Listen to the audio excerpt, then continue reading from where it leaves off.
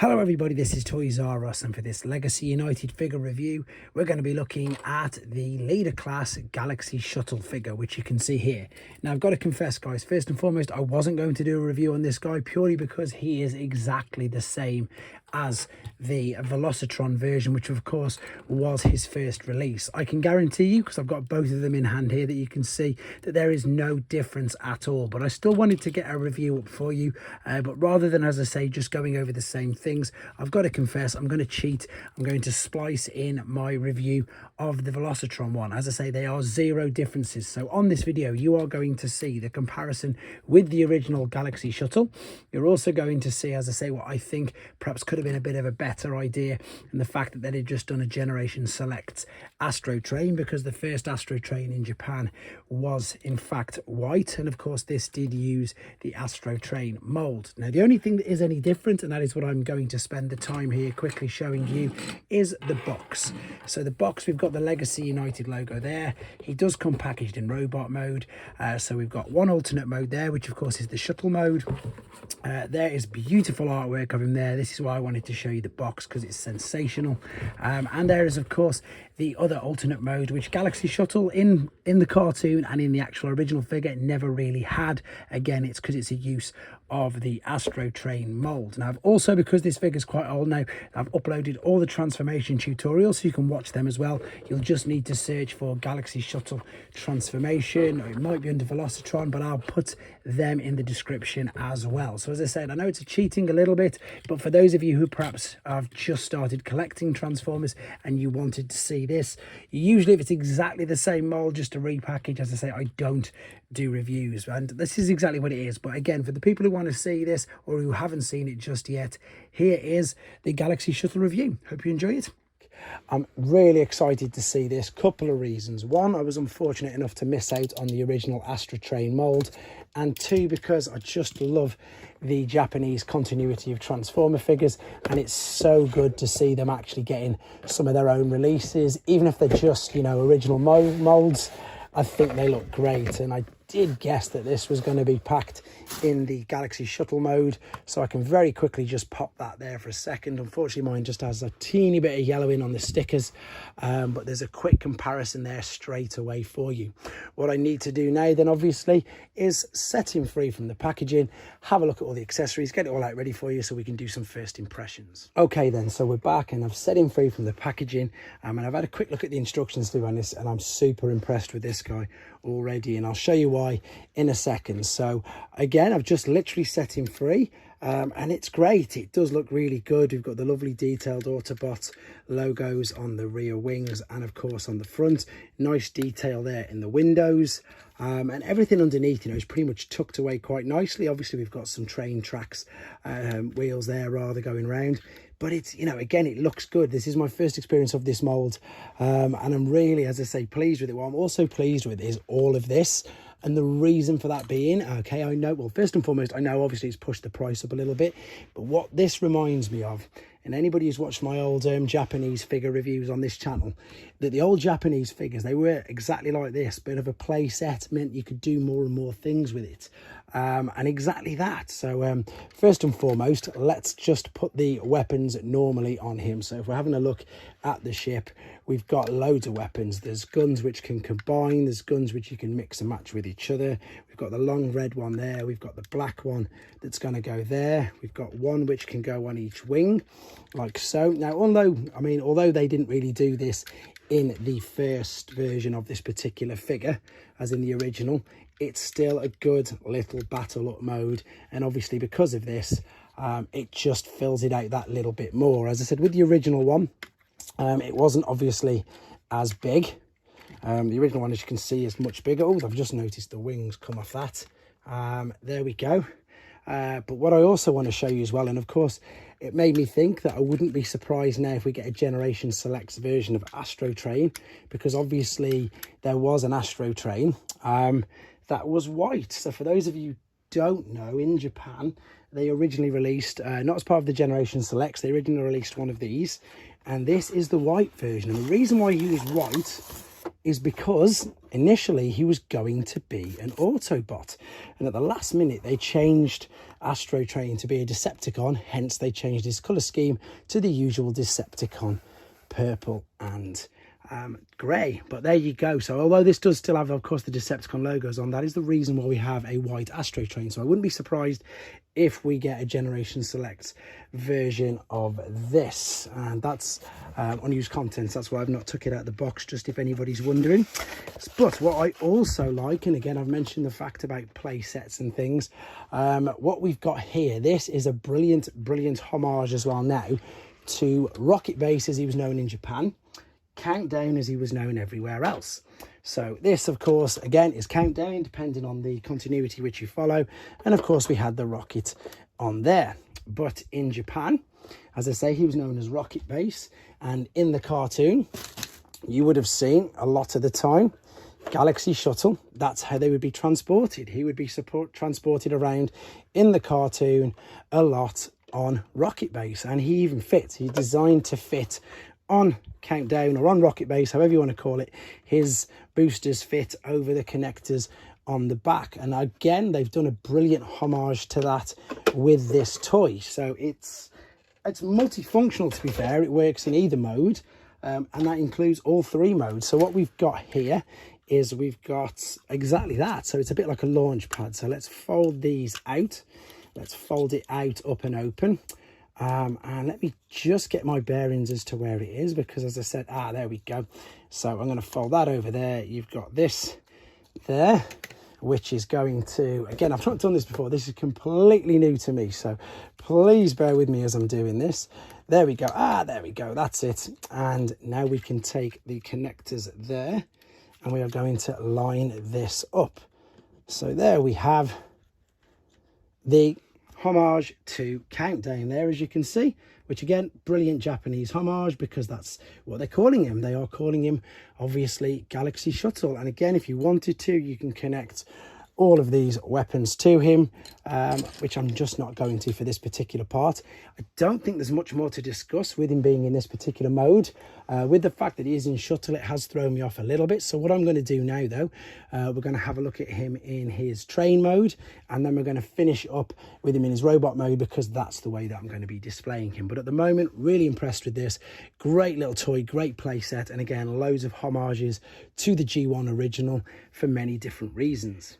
Okay then, so we're back and he's in his train mode. Now I've not got to, and I'm not going to do any, I suppose, comparisons with this, because obviously the original Galaxy Shuttle didn't have that particular train mode. However, what I'm going to do is I'm going to show you him powered up, and I'm going to show you again with this trailer that again doubles up as another thing, again, bit of fun as a play set. So the train, you can see first and foremost, it looks good. I do like it. There's quite a bit of detail in here. You've got the silver wheels, which all go around inside there as well. It's pretty much all tucked away underneath there. You can see his head there, but again, as I say, everything is tucked away neatly. Nice detail on the front of the train there. Silver detail there, you can just see as well. Even the front wheels go round, so you know there's a lot of effort gone into this, a real good amount of engineering work into it, and again, it feels sturdy, it feels robust. So we've got a couple of things that we can do. So let's start to power up the train. So with these two guns, I'll show you them in a bit more detail. They're exactly the same but slightly opposite, so that we've got a left one and a right one. So you can see that on this, if we go to, in fact, let's have a quick look. Where is it going? Oh no, this is going to go on the trailer. So before we get there, let's take this. This looks like a sort of blaster, rocket launcher, whatever. We're going to attach this into there like so. That's just going to sit there. And now this, of course, which we had folded out as a launch pad, we're now going to fold all back up together. And this can also connect, obviously, to any of the other play sets. It's the same, I suppose everything on it is the same exactly as all the other little play sets, which enable you to do exactly what we've just said. So let's clip all this together. You can see where all the tabs are and where everything's all lining up.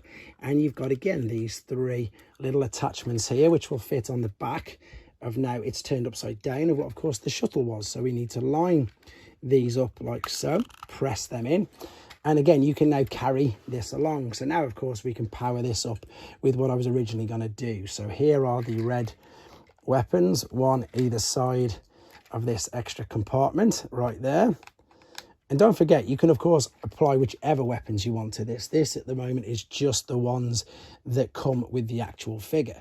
And again, it looks really good. You can do loads of things. There's a hole there. I've funny enough got slicers, rocket launcher there, so you can attach that if you wanted to. Again, you can get any of the figures, power them all up, put different things on. It will all work. It will look great. And again, it's just another little bonus, especially because, as I say, Galaxy Shuttle did not have that mode originally, but of course Astrotrain did. And again, it's just a nice little homage to that. There's not really much more for me to say with him being in this particular mode. What we're going to do now, though, we're going to come back for the final time with him in his robot mode, do a few more comparisons and see how he displays and stands up with the rest of the Velocitron line that I've got. Okay, we're back for the final time with him in his robot mode, but there's still a load to go through with you on this video, because again, all this stuff means there's so much more fun things that you can do with this particular figure. But what we're going to do again is, it's a bit like first impressions. We're going to have a look at the actual robot mode, and again, it's beautiful. It's so good. The head sculpt is absolutely perfect, and you can totally see why Mark Maher put 2 and 2 together. There we go. There's the original. There's the new one, and you can just see straight away the great idea he had from seeing this particular head sculpt. We'll have a more detailed look at the comparison in a second, but with this, so with the head, it will go all the way around. It'll look up and down. The shoulders, as you can see, will go out to the side, around to the front, etc. There is even a waist swivel on this, which is brilliant. We've got some little, I suppose, skirt flaps there for the legs, which go out to the side, around, back, etc. We've got a lovely knee bend. We've got ankle, is it tilt and rock? It's more of a, I think it's more than a tilt rather than a rock, in all honesty. I think it looks great. Now, I know some people like me to point this out, so I'm going to. So I suppose maybe, unfortunately, there's a bit of a gap in the back of the forearm there where the fist folds out. And of course, there's a bit of a gap there, which you can tell is the inside of the shuttle. It's not detrimental from the front, which is the most important thing, obviously, when you're displaying a figure. It's not too bad. It's not too bad. It could be far worse. I think a lot of triple changes, unfortunately, fall victim to the fact of exactly that when it is a triple changer, you can't always, you know, have a perfect each individual mode. But I think with this, they get away with it for exactly that reason. All the main parts are all covered up enough when displaying from the front. I know some people don't like that and it's not enough, but for me, in my display, it works.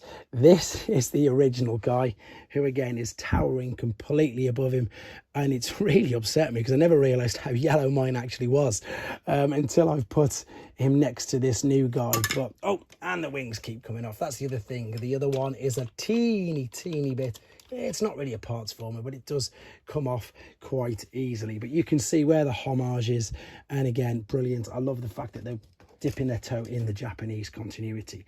Right, let's move him out of the way, because there's still quite a lot to get through with all the things that you can do with this particular chap. So let's just do some normal powered up, shall we say. So we're going to take the guns again, which go left and right. We've got some 5mm ports at the top of his shoulders. So let's attach these in here. Again, this is just the weapons that come with him. Imagine getting the fossilizers, the other thing, I can't think of the names, weaponizers, all that sort of stuff, and just literally going to town with all of the ports. There's even more ports on the forearms, like so. So we've got all the weapons here. We've got the mini rocket launcher, I think it is, which will fit on the side.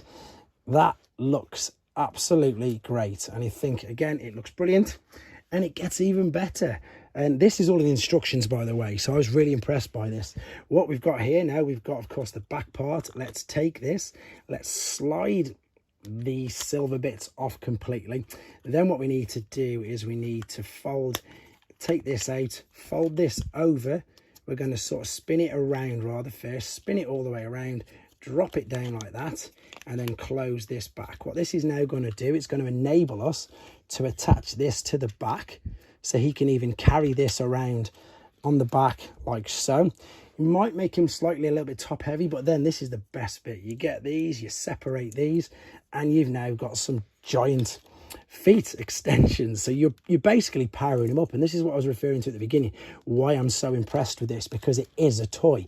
It is a play set. There is so many different things that you can do, and I'm sure you'll agree that that also looks great. It also means, of course, you can carry every single accessory with him. in this particular mode and not have to worry about where they're going to go, if they're going to have to go in a drawer, are you going to lose them, etc. Everything will go there. And it doesn't just stop there. What we can do is we can take all the weapons like so, take them out of his hand, and again, let's take this down. Oh, here we go. Take every single thing off, and then let's have a look at this. And I think it's pretty obvious as soon as you see what I'm about to do now. So we've got this gun with the large blaster on it. That's going to fit there. We've then got these, which are going to fit either side, like so. And then we've got this, which can then fit underneath, like so. And now we've got a wicked, enormous giant blaster, which you can put in either hand. And because he's not top heavy at all, because of all the other parts, you can position this, angle it, the arms will take the weight of that enormous gun. Great. Just another brilliant little trick, another little add-on that they've got that you can do. The final little thing to show you, and again, this is all part of this toy, this isn't involving anything else yet, is again, if you wanted to, and to be fair, you could have done this in train mode, but I didn't show you it because what I did was I powered up the train mode. What you can do is we can take this back like so. I need to turn it around. Oh, I need to swivel that around. That's it. So it'll come up. And I'm just going to open it out for a second, and I'm going to take the feet back off. What you've got here is you can use it as like a storage pod as well. I suppose, to be honest, you could still attach this to the back of him with everything inside it. So let me just see if I can get this right as well then. So that's going to go there. We're going to basically break this gun up, and I'm going to store everything inside this. So there's the two guns. So that's the right one going there. And again, this could then attach, I suppose, if you wanted to, on the back of him in robot mode. It attaches, again, like I showed you in the train mode, but I just kept all the guns out. I didn't do this at all. We can fold all these in. Let's reconnect these together like so. And then what we've got, these just slot down there into position. And here we go. Neatly tuck away all of the accessories. And as you've just seen me, as I say, I suppose if I wanted to, I could turn it back around with the front there, attach that to the back of him. It does all clip in, by the way. I'm just deciding what I'm going to do with it, how I'm going to be displaying it. And you could, as I say, you could have attached it to the back of him there. You could have attached it whilst he's in the train mode like so. Just another brilliant little gimmick. And I suppose you could also use it as a mini little battle station as well as the launch pad. But I suppose there's not really much more to say about him. I'm going to take all the weapons off in a second again and start to power him up. Let's have a quick look how he compares and looks with a few of the other figures. Now, I know that a lot of people will be saying, look, these two are both Voyager and he's a bit smaller. However, the engineering gone into him is incredible for obvious reasons. And he's a triple changer. He's much, much bigger than Cosmos there. With regards, I suppose, to some of the newer figures, funnily enough, here's a powered up Slicer with his exosuit.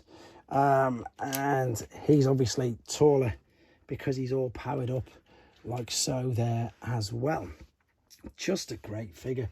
Mark Lowness, you've done, as I say, this figure, you have done him some real justice. I know obviously you've used the Astro Train mold. I'd like to know what other people think, to be honest, because I think I was very dubious with it being an Astro Train mold, but of course I think it's worked very, very well. It's just, as I say, for the fact that it is a brilliant homage, and this little bit here that some people might not, you know, really like or think warrants it being a leader class. As I say, I think for myself, because of watching the Victory cartoon and the fact that he is always on Rocket Base, which again is the Japanese name for Countdown, because he's always on that, that's how he's literally carried around in every single episode. That's how you will see him carried around. It's great that it's not an official one, obviously, but it's a mini one, and it's good enough that you can add to it. And again, you can add all the weapons to it because of all the ports that you've got on here, all of the accessories. So obviously this was the landing pad, wasn't it? And if you wanted to, again, look at all the ports on there and all the holes, how many things you could attach to it. And I'm sure we will see very soon as well some fan made base modes including that. And do you know what, I might even have a go at that myself. In the meantime, I'm just putting these weapons back in his hand, and I'm going to pretty much finish the review there with nothing else to say apart from very, very impressed with him. Huge thanks to In Demand Toys who got him out super quick and safe to me. Let me know what you think of him. Are you going to be purchasing one? And are you really happy they're going down the Japanese continuity as well? Thanks for watching, guys. Take care.